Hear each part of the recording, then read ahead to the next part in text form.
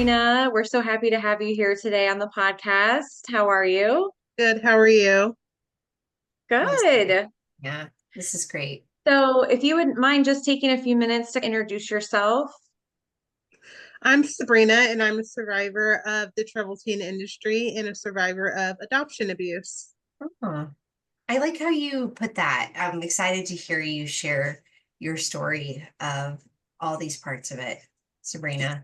You were on I've known you for a while now with the Rebecca Girls miniseries, but that specific location was not the only part of your story where you've been. That's Can't wait correct. to hear as you share more and just catch us up on how you're doing and what you are involved in now, because I know it's all good and exciting.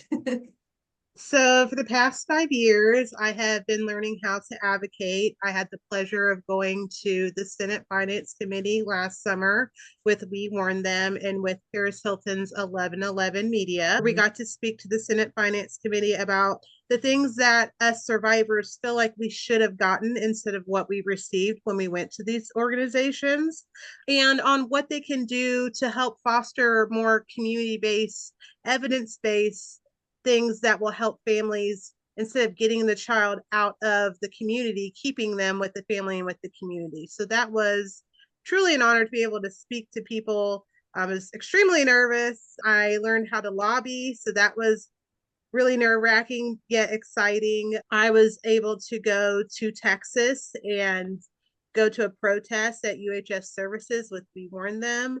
I helped do social media on TikTok for We Warn Them, and I post things about our advocacy work, call to actions, legacy, and remembrances for individuals that died in the program. So I've been learning how to do that. And yeah, it's just been like really busy, but I also connected with my adoptive brother. We've been separated for 28 years and got to reconnect with my adopted sister. We had fallen out of touch, and then finding my bio family and just spending more time with them and bonding with my dad. Yeah, and raising kids. Wow, that's so awesome. I can't even imagine being in that situation in Washington. I would be so nervous, but wow, that's very brave of you to do that. And maybe you could teach us a thing or two. Yeah. So you got to go over there and just get to share your story. I think I would be the same way, like so nervous to try to talk to them. Did you in Washington there? Were you in the Capitol building and all So these we were, yeah, things? we were in the Capitol building and they had us in a private room. They had a meet and greet where they wanted us to speak to different legislators on different topics. And I spoke to a woman from an adoption agency and gave her the trailer reel of what had happened to me and the areas I feel like need improvement. And when it comes to adoption should be child centered, not Mhm. adoptive parent centered.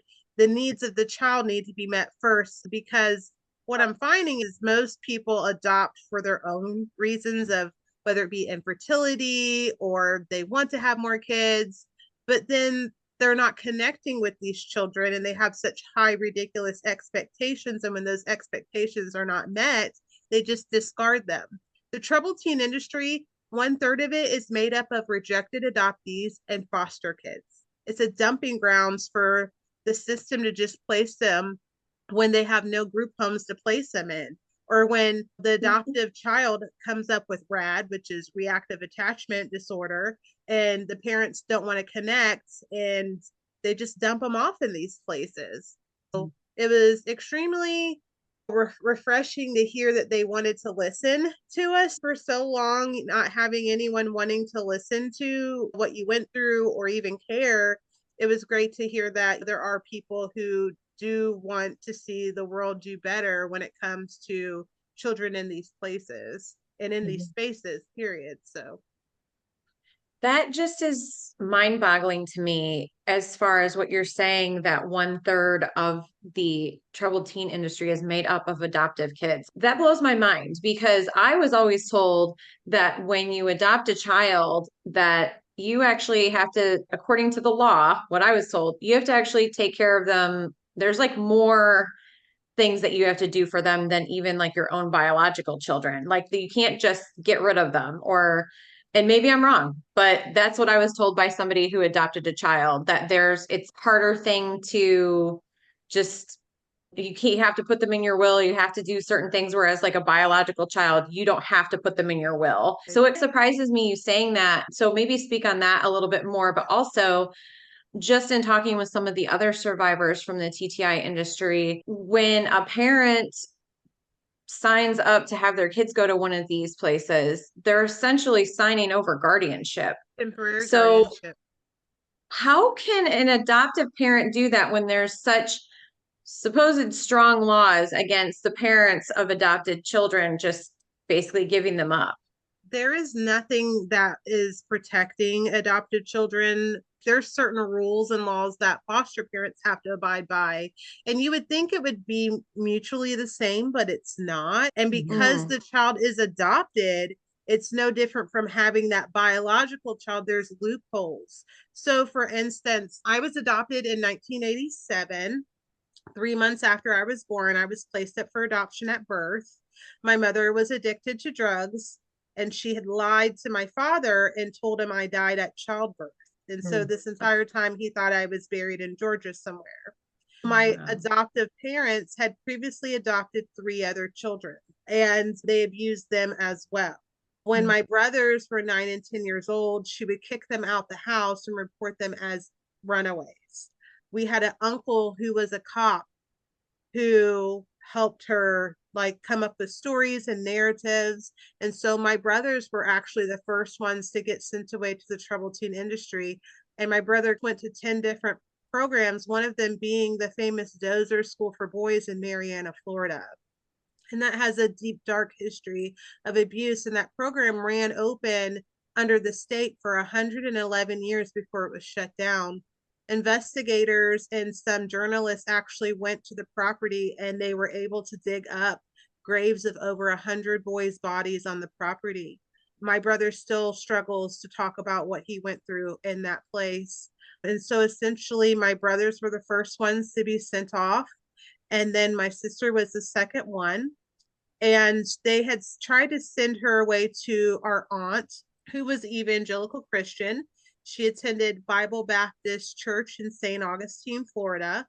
And there was a youth pastor there named Terry King, who referred Charity Haven Girls Home to my Aunt Sherrod. And my Aunt Sherrod sent my sister Beverly away. Now, Beverly had been caught up with running away, gangs, and drugs. So I could understand why they would want to put her in a program. And from the outside, it seemed like it was this good Christian school, but on the inside, it was completely not what it advertised. So I had been sent away to go live with a different aunt who wasn't an aunt. It was just a family friend. And I had been molested. And instead of getting me the help that I needed, I was sent to go live with my Aunt Sherrod, who then passed the buck over to Charity Haven. And I was sent away at 11 years old to Charity Haven. And I was told, in order to comply, to get me to go, that I was going to be in the same school with my sister. So at 11 years old, I'm sitting there thinking, oh, it's going to be like Hogwarts, and my sister is going to be there. And when I get there, my sister's nowhere to be found. They moved her to their sister school in Alice, Texas called Victory Acres, because Beverly had ran away so many times. Now, the people who ran Charity Haven, which was Norma and Dave Walkden, they are Lester Roloff proteges. They used to work on the farm. And so they hired Bill and Jen McNamara to help them run Victory Acres in Corpus Christi, Texas. Or not Corpus Christi, Texas, in Alice, Texas. Yeah, it's right down the street. Yeah, really close. Wow. Yes. So I wound up going to Charity Haven, was there 3 months. Most of the entire time, I spent my time in a room called the prayer room, which is where they would lock you in from the outside, and they would play preaching sermons from Lester Roloff and various pastors. And they would play tapes of the Honeybee Quartet, try to pretty much ultimately indoctrinate and brainwash you. One day I had gotten so depressed that I tried to kill myself by hanging a t-shirt They had a tiny closet. And at the time, I didn't know it had a retractable rod. And I hung I'm sorry, it's not funny, but I laugh just at the stupidity of it. I hung my t-shirt and tried to hang myself, and the retractable rod fell, and they heard a clunk clunk, and they all came rushing in there with Bibles, and they tried to exorcise my demons. And Oh, the next day, they weren't even concerned at, oh, this kid is trying to hurt herself. It was like, you're demon possessed. And that's all that they cared about. And the next day, I was told to get in the van. I didn't have no shoes on, just socks. I didn't know where we were going. They put handcuffs and shackles on my feet, and we drove to Lucedale, Mississippi. And I see all these boys marching outside in camo pants. And I'm like, oh, this is just trying to scare me. Like the Jerry Springer shows where they have like a military. I thought, this is a boys' school. They're not going to leave me here. They left me there. It happened to be a girls' school too. It was Bethel Children's Home, and it had been open since 1978. And in 1980 and 1988, he had two raids, and they had to be forced to shut down, and he had just reopened. He had reopened the boys program in the 90s, in the mid 90s, and then reopened the girls program in 1997. And I was one of the first girls to arrive to the newly reopened Bethel Girls Academy. So he had a trailer on the property for us girls to stay at, because the property that they purchased for the dorm, which was in the nearby town of Petal, wasn't completely redone yet. And that he was making the boys go and remodel it. And so I was at that program for about a year and a half. And while I was there, I was forced to pick cotton. I was forced to watch other boys and girls have to beat each other up. I endured several beatings, several hours of calisthenics until you were forced to pass out, throw up, vomit. I watched boys fight in boxing rings to the dang near death. I would watch boys be humiliated, chained up. If they thought that they were doing homosexual acts, they would chain them up and make them walk the property. I watched boys have to dig it was like a round hole for a trampoline. And these, I forget what the guys did, but they got in trouble for something. And two of them had to stay in that hole pretty much all day and all night long. And so there's a lot of things that happened there that at the time, I knew it was like messed up and wrong. But at the same time, though, I was so more focused on this is my new reality, surviving. And as a child, you just try to adapt. And at the time, we were told to write our parents once a week, and I would write to my family, even though I would never get letters back. And around Christmas time, I was told to go to the director's home, which was Herman Fountain Sr. And he told me, pack your bags, your dad's coming to get you in 10 minutes. And I was like, what? So I wound up going home, and I thought that was going to be the end of it. And I just wasn't going to talk about it and try to get over it. And I was home 3 months. My adopted mom passed away.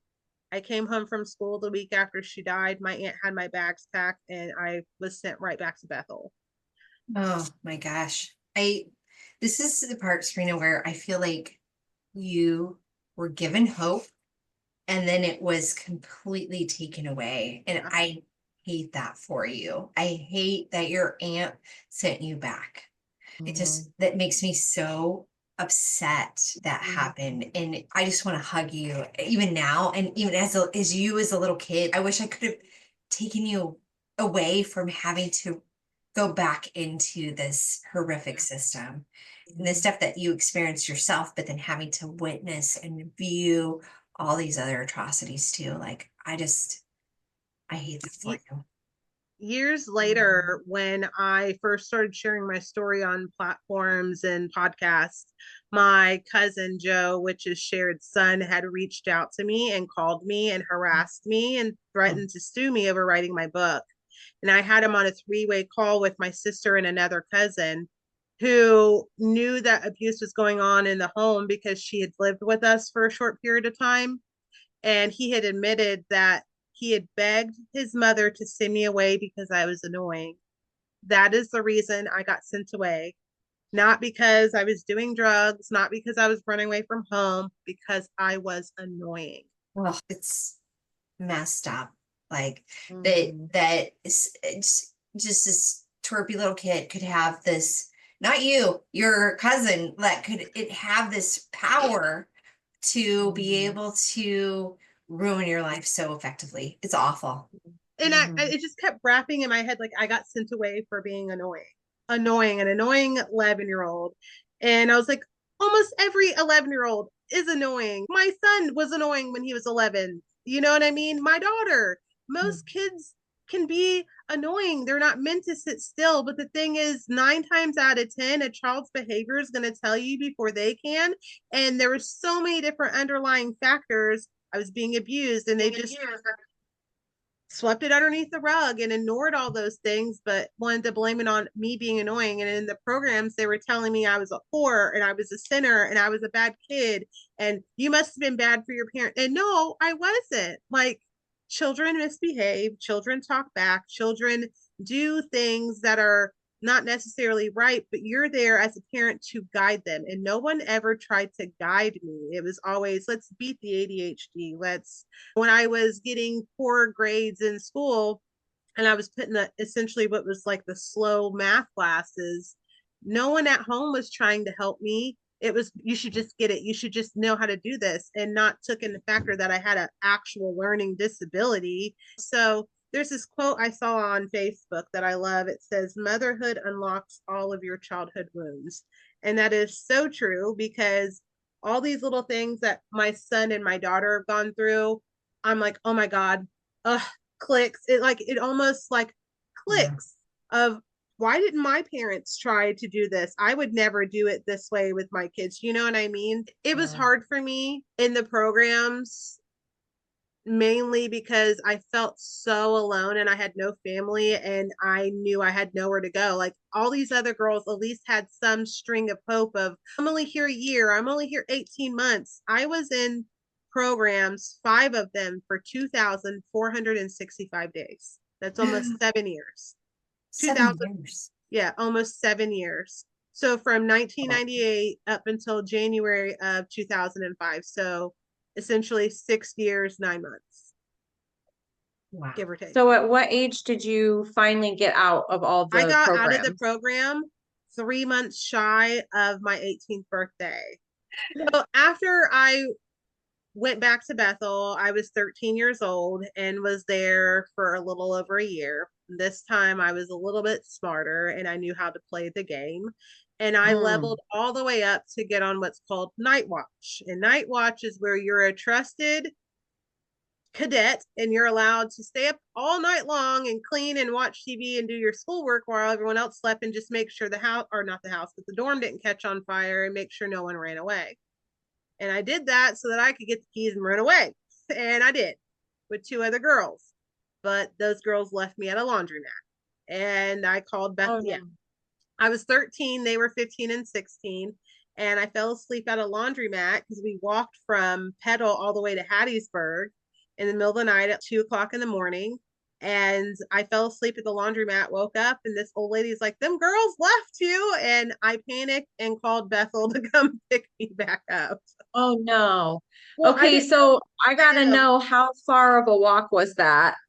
It was about 2 hours, maybe 2.5 hours. I didn't have a watch, Okay. but it felt like forever. My feet were throbbing because I was wearing Ked shoes. I don't know if you remember what Keds are from the Yeah. 90s, but it was not Hmm. comfortable walking in those in a jeans No. skirt.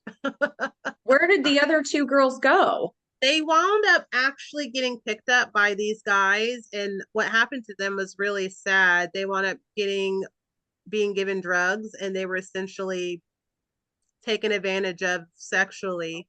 Yeah, they wound up getting picked up a couple weeks after I got picked up, and CPS actually came back and I did an investigation.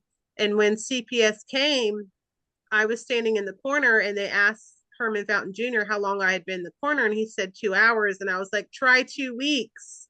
And then the next thing I knew, I was in the back of the van and I was being sent off to my next program.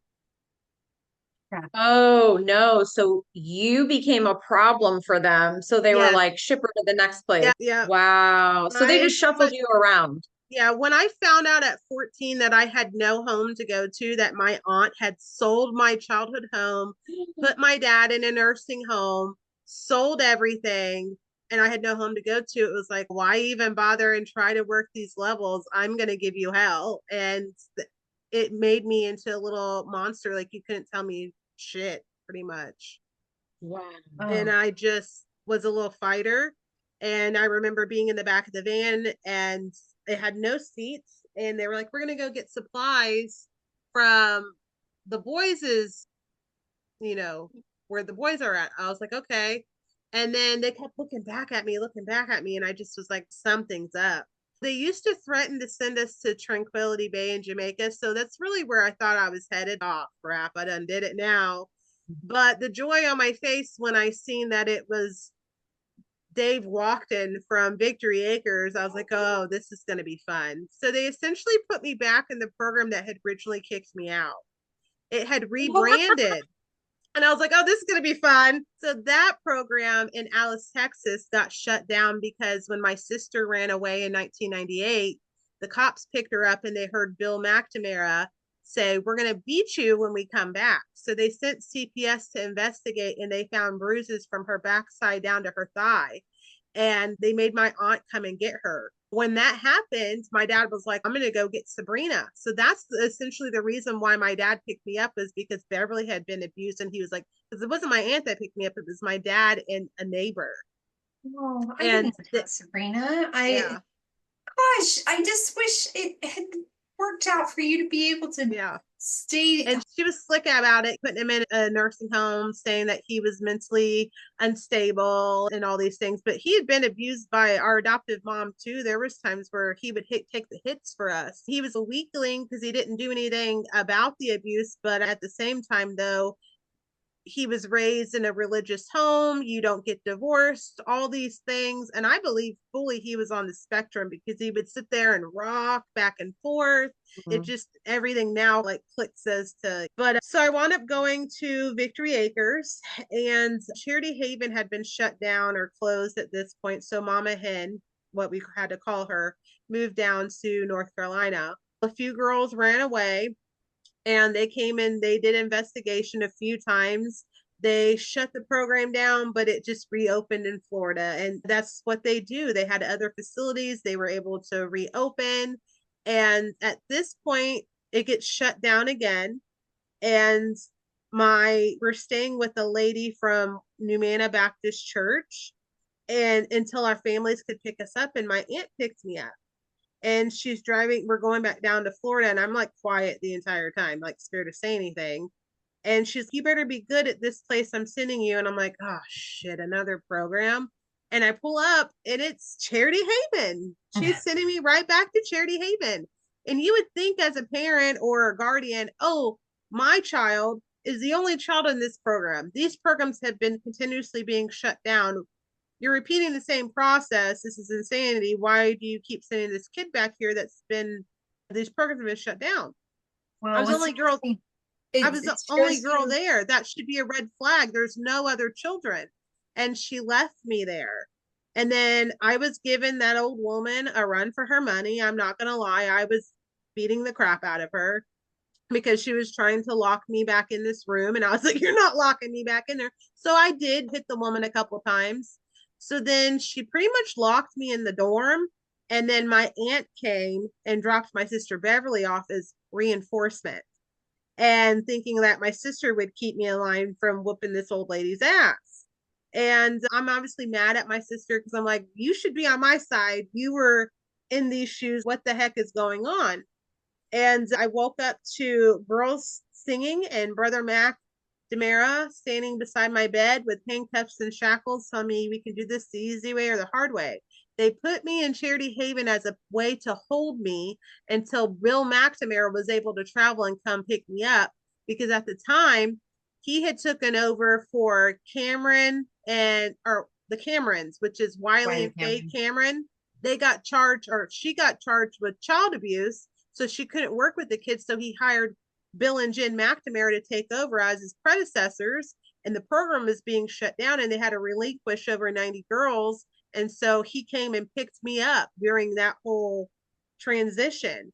And they fled with the rest of us girls to Missouri, took us to Thanks to Calvary Boys Academy in Devil's Elbow, Missouri, until he was able to locate property for the new spinoff Rebecca home and rebranded as New Beginnings Girls Academy in Pace, Florida. So I went to Rebecca home and the Pace, Florida one and the one that they had in Missouri. And I was there a little over a year and I gave him a run for my money. It was probably one of the worst schools besides Bethel. And I don't want to say that the schools, if I had to rank them, it would be New Beginnings, Bethel, or Bethel, New Beginnings, and then Charity Haven and Victory Acres, and then Reclamation Ranch. It was essentially the same shit, different toilet, just the same founding 5 families running it. They all had different things about them. Like the ranch in Bethel, I was able to watch TV versus at Rebecca Home and Charity Haven Victory Acres, we didn't watch TV unless it was like Little House on the Prairie every other Friday night. But I experienced the most trauma from Bethel and from the Rebecca Home. They had a different formula that the others tried to emulate, but they knew how to really truly get us girls and kids to attack each other to keep each other in line. And there's this fear, you know what I mean? If you don't do it, it's going to be done to you type thing. And so in that program, it was really easy to get demerits even when you weren't trying.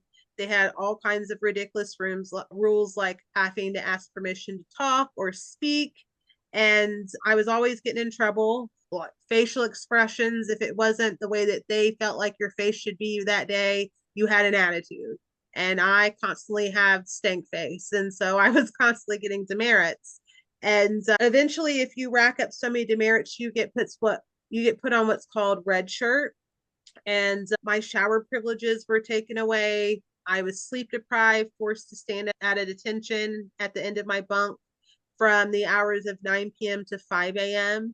They did not allow me to actually go to bed and sleep until 5 a.m. to 6. So I was always falling asleep in school and at church and at the end of my bunk bed. I think the most thing that broke me was not being allowed to shower for almost 3 months. And there was no calendars. And the reason I know that it was almost 3 months is how many cycles I had in that period. And it gotten so bad that I was not able to wipe myself properly. And I had begged them to please let me shower. And he goes, I spoke to my wife and she says that doesn't happen. I said, so your wife has been punished and has had her shower privileges removed. So she's been through what I went through. And he called me a liar. And at that point, I just was so angry and I was crying because I couldn't even wipe myself, that I stole someone's shampoo and got in the shower and was attempting to shower and they drug me out naked. Now, I've told this story several times, and it wasn't until maybe about a year or 2 ago that I realized that is a form of sexual abuse. And I didn't know that it was sexual abuse, but dragging a child out of a shower and having other children beat that person is sexual abuse. I was drugged into his home, given a t-shirt at some point, and he continued to scream obscenities at me, tell me I was going to end up a whore like my sister, said I was demon possessed. He shined a flashlight in my eyes and poured half a bottle of dish soap down my mouth because I was cussing. And I was vomiting so much that in his home, he told me to shut up so I didn't wake up his daughter while she was sleeping. Oh my God. So how old were you this was at New Beginnings, correct? Yeah, 14. You were 14 at the time. 14, Okay. yeah. Oh my gosh. That is just, I have no words, honestly. That's just shocking. How Awesome. long were you at New Beginnings overall? A little over a year and a half. I left when I was 15. We would go on what's called tour, which is where we would travel in a bus or van to different states, to different churches and promote and sing. And if you were on red shirt, you were not allowed to sit down with the rest of the girls on tour. And you had to stand with your hands holding like this and ride the entire time on the bus. I got pictures of it. Oh my gosh. I don't have the picture of my face, but I have another picture of me in that same shirt. And so you can see that, hey, the brown skin in the shirt. But I'm standing behind another girl and you see us, everyone else is sitting down and we're standing like this On the bus. That's so on the unsafe. bus. Yeah, that's one, very dangerous, and that's illegal to have Yeah. children and people not in seatbelts. And And when I think about this, I'm like, I would never do that as punishment to my child. That yeah. makes no, what was the purpose? Yeah. And I feel like with you traveling around to these different churches where you guys went on tour to sing and for him to just blather on about how great he is. There And is these video clips pastors. if you're there's video clips if you're interested, Jen, of him on YouTube talking a big game about how you don't have to beat the girls to get them in line. You ain't got to do that. We're so blessed. And the whole time the girls have got their head down, they're not making eye contact and all kinds of stuff. You've been through the Wow. IFB, you'll understand the lingo that they do. And I wish a lot more people in the congregation would have picked up on it. I think a lot who listen to like the Preacher Boys podcast and other podcasts, they pick up on it now, but at the time, nobody was really picking up on these Easter eggs of no eye contact. How come we can't speak to the girls? Why are they? We sounded so monotone and robotic. Like you could Yeah. teach anyone how to recite scripture. It doesn't mean that person's truly changed. That was all for show. That Right. was to Yeah, make. which is exactly if you go onto YouTube and you look up videos from the Honeybee Quartet or Lester Roloff videos where all the girls are behind him in the choir loft and they're all reciting the verses all together. It sounds like they're robots and there's no expression and everyone's monotone. It's really creepy, Yeah. honestly. It's very cultish. Yeah. Yes. I But feel like with the different places that you went to, it's very clear no one at any point said, hey, let's see how we can help her get through the stuff that she experienced as a child, the molestation, the sexual. no one ever brought that up. I don't even think that I know for a fact none of the staff members even knew that was the case. Oh my Like I said, they put me in that to sweep that underneath the rug because right before that had happened and I got sent to my aunt's house, children's services were investigating my adoptive mom because I had went to school smelling like urine. I started wetting the bed at night and she'd caught me changing my sheets and rubbed my face and I had to go to school smelling like urine. So that wasn't even a whole factor. So they didn't even know about that, which is sad. They had whatever other reason my aunt gave them, some bull crap reasoning, which I never really got in the program on why I was there, just that I was a mouthy kid. There's nothing that they could say. And then I know now from speaking with some of the staff that they were like, oh, we had no idea. I had no idea that you came from an abused home. You should know. That's the whole purpose of being there. You should know what my problems are, quote unquote, how to help Yeah. fix it. And you pretended to act like you knew what you were doing and come to find out you weren't qualified and you didn't know what you were doing. Yeah. Yeah, and that's the thing. Like these people that run these facilities, most of them are not trained to know how to take care of a child or know how to counsel, even, or know how to help kids who are experiencing abuse and issues within their home. They have no clue. They're just set up by the church or by a lot of times that in Right. your instance, the roll-off enterprises and they're set up and they're given the property and a couple is sent there and it's, hey, run this thing. The They're joke. slick by getting college students from Pensacola Christian College and Howes Mhm. Anderson College and youth from churches who think, oh, I'm going to go serve the Lord by working in this program. And then they see, oh crap, this is not what I thought. And then they escape, they get out of it, but then they keep quiet because Yeah. they know it's going to upset the church. And then some of them have tried to speak out, but they got backlash. So that there's that whole cycle revolving door there within it. Wow, I absolutely had no idea that they were recruiting college students to Yep. be working at these facilities. I had no idea. That They is tried a to get whole us nother dynamic. girls. They tried to get us girls to go. Like we even did a tour at PCC, as this is what you can Wow. do when you graduate instead of going home. They always tried us to get us to not go back home, but to join college, or they would even set girls up with boys in the program at Bethel. If you were 17, they had a courtship program to show you how to properly date, which they didn't call it dating, which they called it courting. And it was like they were trying to set boys and girls up to be like the next Yeah. people to work in the pro. It's sick. Yeah. That's how it makes it a cult where like my parents were paired together by Lester Roloff, and he just picked and paired people together because then once they've got you there, then they can use you Yeah. to continue their brand of evil. It's so awful. It It is is. awful. They So tried to you do that went, at my, yeah, they tried to do that at my last program, get me to stay and be staff. Yeah, wow. at So you Reclamation. were at New Beginnings for how long? And then where did you go from New Beginnings? So I was at New Beginnings for a little over a year, and I got there at 14 and left at 15 and a half. And Mhm. what happened was is two girls had ran away and CPS came in. And at the time I didn't know it was CPS. I just magically all of a sudden was given my clothes back, my bedding back, was allowed to shower. So I don't think anything of it. I take a shower. They're like, hey, we need you to come to the trailer to go talk to Brother Mac. And I'm like, okay. So I go to this trailer on the property, and there's this lady sitting in a chair, and she's, hi, my name's so and have they abused you?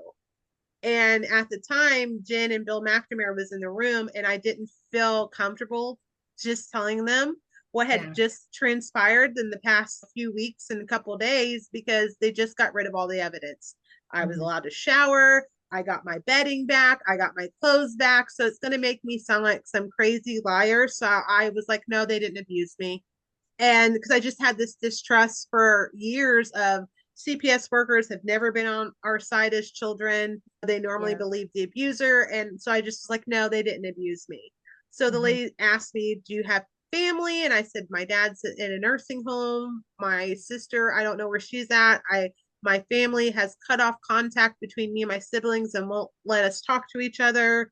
And she was like, where can you go? And my dumb self was like, I want to go to Jack Patterson's ranch. Now, mind you, I had met Jack Patterson when I was 11, and he was this funny, fat, charismatic guy that gave us hamburgers at Bethel when he would come and do his evangelical preaching from time to time.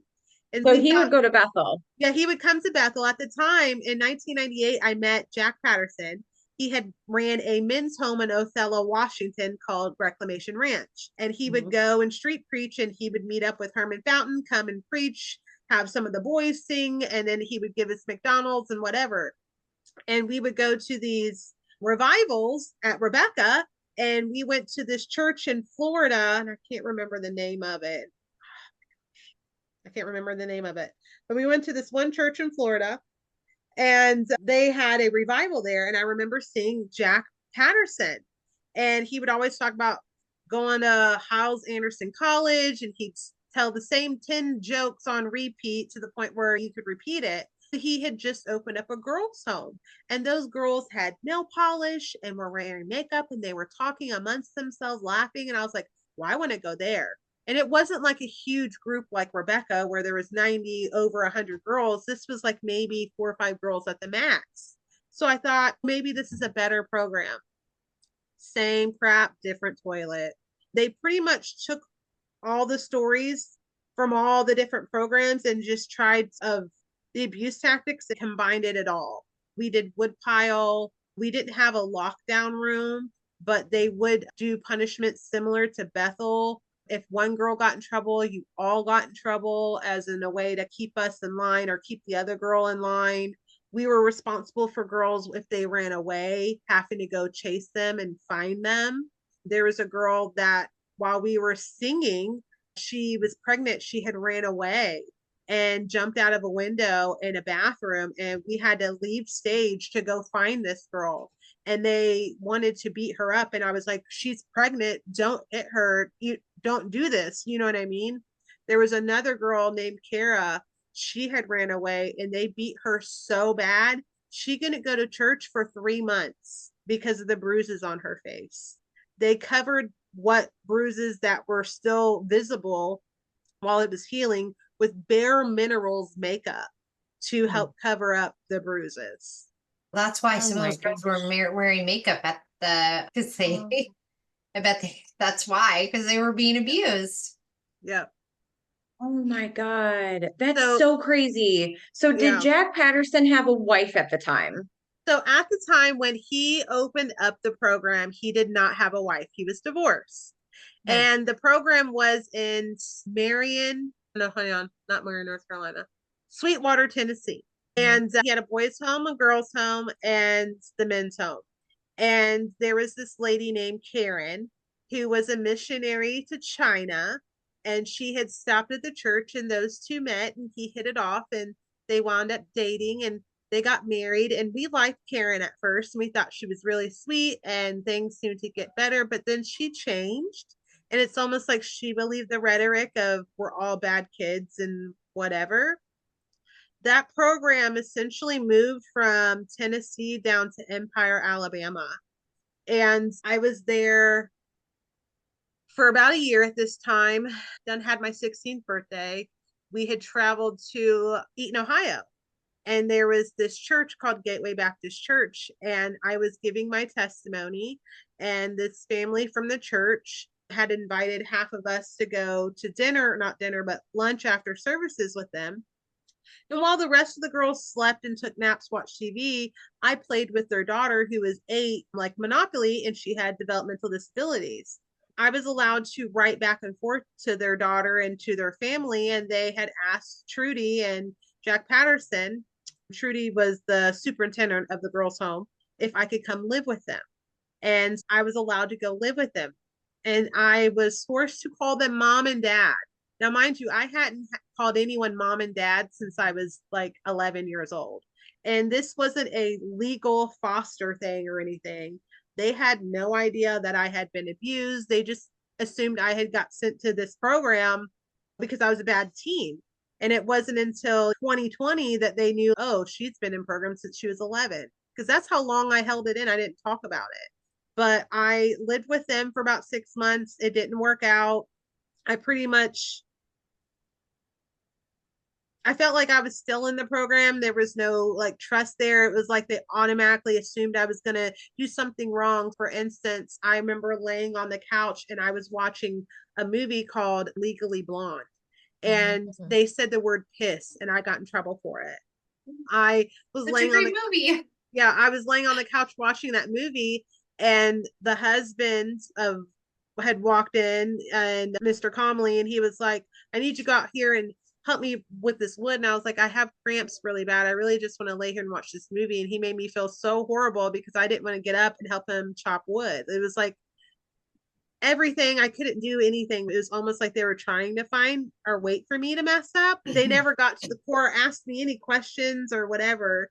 I wound up getting sent back to Reclamation Ranch, and I stayed there for about 8 months. And I was talking about the plans I had for myself of turning 18, and I was told, you can't leave till you're 19. I was like, what? They're like, in Alabama, you're not a legal adult until you're 19. And so I said, okay, next time we go on tour, I'm going to, during my testimony, tell them what you guys really do here. And I was told that I could leave as soon as I graduated. So I stayed up till 2:30 in the morning and cheated on my paces so I could graduate, because it's not like we had real teachers anyways. We had missionaries and different people who were our teachers. And I wind up sneaking out a bunch of letters from other girls when I left. And then Miss Trudy calls me all angrily because CPS is there doing an investigation. I love it so much, Sabrina. And nothing really came of Yeah. it. But years later, a boy winds up running away, and the FBI came in, and they wound up finding guns, and they wound up finding chains hooked to drain pipes. And so then they talked to the girls and they decided we're just going to shut the whole thing down. Jack Patterson actually got away with harassment charges because police mishandled evidence. Yeah, so you can actually look that up on Google. You can find that exact thing that Sabrina is talking about if you're listening to this. I actually found that myself when doing research on the Reclamation Ranch and Jack Patterson. A lot of interesting stuff there if you dig. But are you familiar with CLA and David Gibbs, that whole organization? Okay. Were they working with Jack Patterson to help I get him think off, or I do we? think I want to say that might be accurate. I can't recall though. I'll have to go back and look. Hmm. But I feel like they all use the same network of from the Christian Law Association and the Gibbs. Yeah. Mm-hmm. That's how they were able to get off on that stuff. Yeah. I love that you have just remained this fighter, that you Mm-hmm. never gave up, that no matter where you were, you just gave him hell. So I awesome. love it. When I think Yes, I about it, love that. there's so many different times where like I could have ran from Reclamation Ranch because they were very lax on a lot of things. And Mhm. I'm like, why didn't I run? And I think I was just so institutionalized by that point that it was like, this Mhm. is the better end of all the programs I went to. I only have a short amount of time left. I can just get through it. And they had Mhm. convinced us for so long that no one's going to believe us. Plus, they had the townspeople and church members in their pockets that it was just like, I was a fighter, but by the end of it, it was like, I just want to get out of this place. And Yeah. I beat myself up for still staying silent. Like, I still should have called and did what I said I was going to do. But I didn't think after the investigation and stuff, like nothing came of it. Oh, they're not going to believe me. You know what I mean? So you tell them all these wild stories of, hey, we weren't allowed to shower. We had to do cane train for 4 hours at 3 in the morning till people were passing out. But makes this sound like we're crazy. And it wasn't until 2011, 2013 when I saw Jack Patterson again in my town and Bill McNamara, where I was like, no, I'm going to start telling people what really happened. And I started doing it in small quantities because Jack Patterson tried to open up a program at that same church, Gateway Baptist Church, which is right next to my house, by the way. And he Wow. did get a pastoral position there and wanted to was looking for a home church so he could rebrand and reopen. And me and my husband went over there and threatened him because he had a RV Oh, hooked up and was staying out in front of the church. And I was like, hi, you just want to come see you visit. And was like, I heard you're opening up a program. He's like, yeah, we're thinking about it. And I was like, no, you're not. And I will be outside protesting every day. And good. what's crazy is he was more concerned with the fact that I was married to a white man than me threatening him. He kept looking at my husband, looking at my kids, confused on why my kids were not brown like me. It's like the logic wasn't there for him. While I was in the program, he would continually tell me, you're not allowed to marry a white man. You have to marry what your father is. Jen, my dad's white. And two, who cares what skin color my dad is? I'm gonna marry Yeah. who I want to marry. And he kept asking, is that your husband? Is that both of their is that the same dad? Like they have the same dad. My husband's, what's your deal? Like he was getting really mad. And he's, yeah, those are my kids. Yes, we're married. Oh, yeah, she married a white guy. So what? He was Mm. more wrapped up into racial things. And he would make microaggressive jokes around me and he would speak using colloquialisms. Hey, what's up, sister, sister? As it, yeah. And I would just be like, what? I don't even talk like that. I can get ghetto, but I reserve that for people who truly deserve that. You know what I mean? But I'm like, what? So Wow. yeah, he would speak in colloquialisms and then he would call black people Hamites. He like they're a bunch of Hamites. He's like, that's the biblical term for black people. What? And so we had cursed skin. Oh yeah. But he's not a racist because he listens to Motown, is what he would say. I'm not a racist. Oh, yeah. You know Okay. that Yeah. Because type. he's from Detroit. He Detroit, thinks that yeah. he's street because he grew up Street in hood. Detroit. Yeah. Oh, please.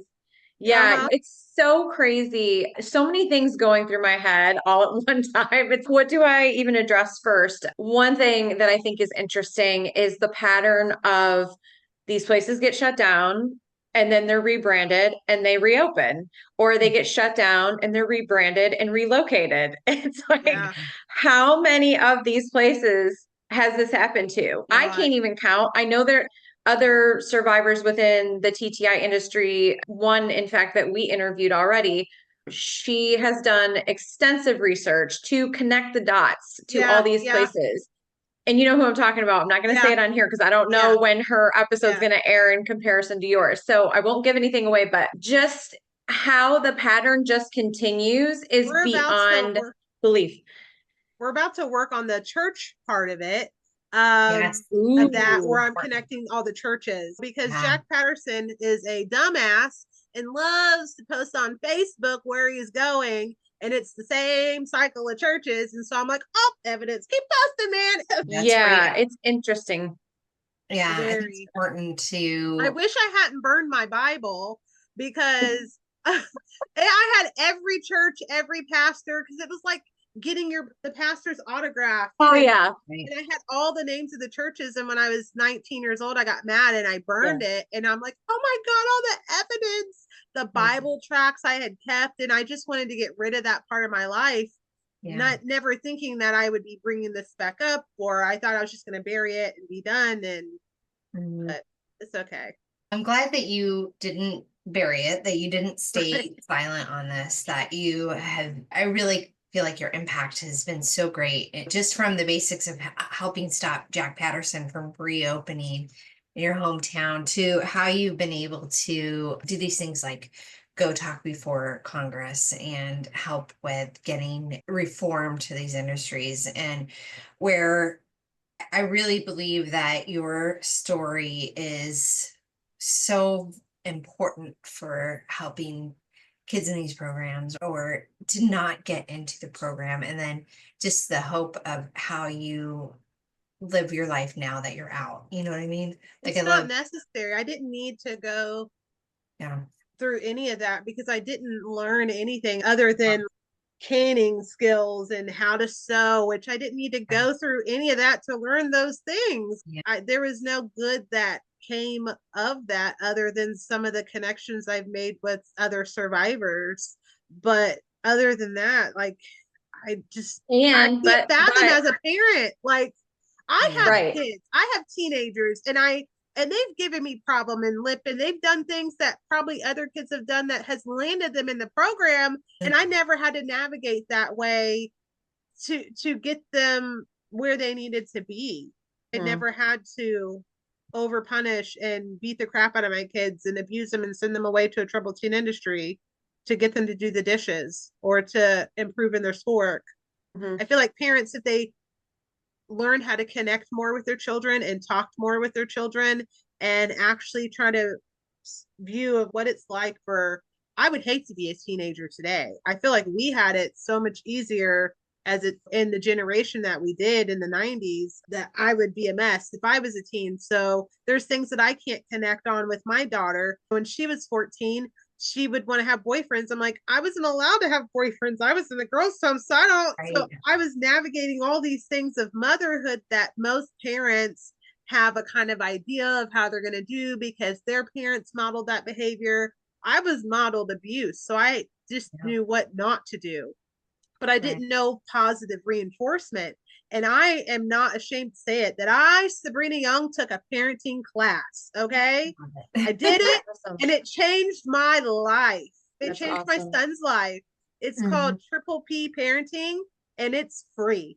There's no Yeah, that's excuses in awesome. 2025, parents, for you not to get the help that you need without sending your child away. You do not need to send. I'm an example as a mother and a survivor that you do not need to send your kid away to a program or juvenile detention center or anything to get them the help that they need, Yeah. depending I on the love kid. that. I absolutely love that you did that. And the three of us were all survivors in one aspect or another. And so, as a fellow survivor, I want to say thank you for being brave, sharing your story, but also having the ability to turn it into a positive. I think so many people have unfortunately are maybe stuck in their trauma, Yeah, in it's their hard. grief, and some people aren't able to work through that. Some people maybe haven't even addressed it.